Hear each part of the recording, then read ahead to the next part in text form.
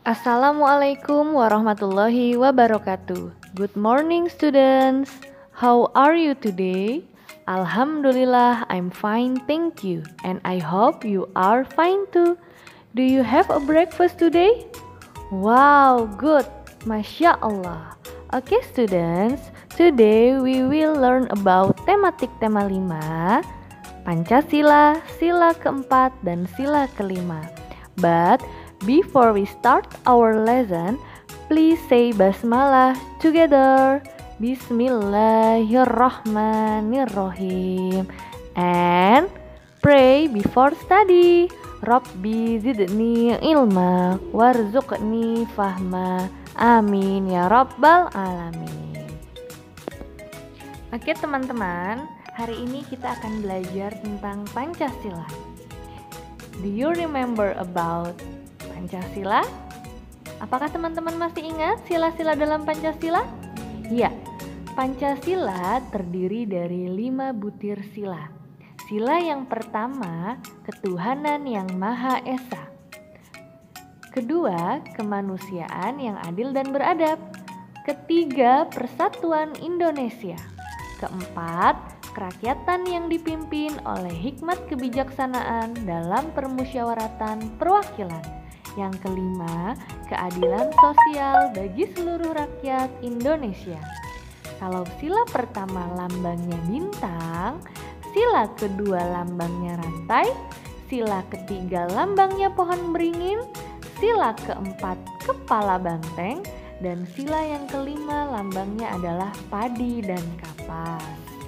Sila pertama mengajarkan kita untuk taat kepada Tuhan yang Maha Esa. Ya, sila kedua mengajarkan kita untuk saling peduli, menghormati, saling membantu terhadap sesama. Sila ketiga mengajarkan kita tentang hidup rukun, yang artinya kita harus bersatu dan tidak mudah dipecah belah. Lalu, apa makna dan pesan dari sila keempat dan sila kelima Pancasila? Apa ya? Pancasila sila keempat berbunyi kerakyatan yang dipimpin oleh hikmat kebijaksanaan dalam permusyawaratan perwakilan. Lambangnya adalah kepala banteng. Lalu kira-kira apakah makna yang terkandung dalam sila keempat Pancasila ya?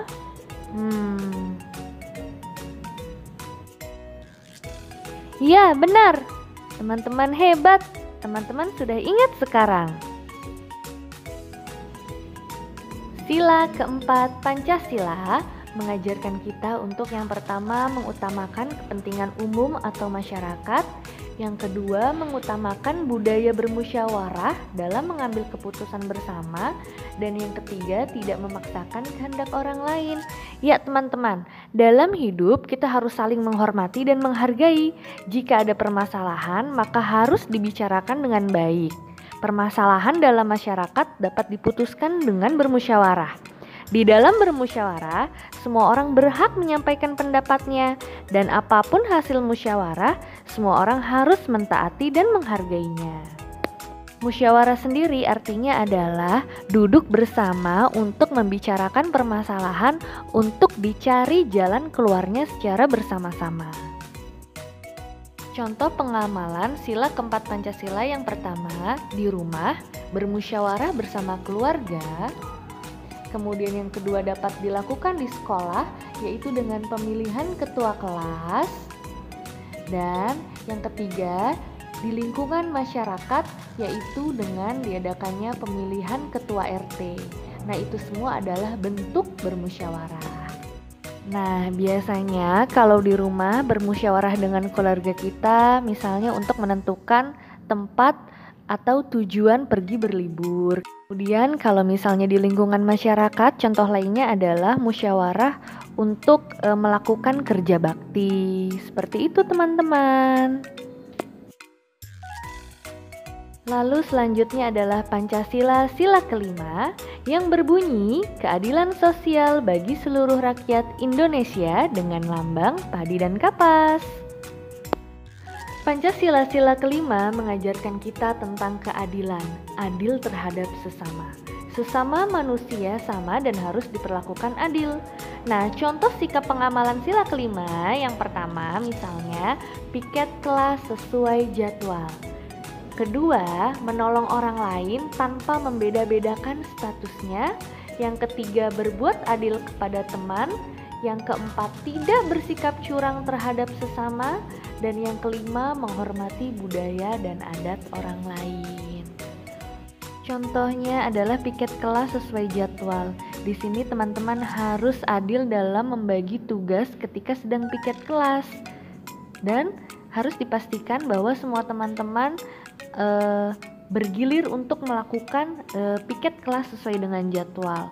Nah, yang kedua, menolong orang lain tanpa membeda-bedakan suku, agama, dan budaya. Jadi, semuanya harus kita tolong dengan adil tanpa membeda-bedakan. Yang ketiga, kita harus berbuat adil kepada teman.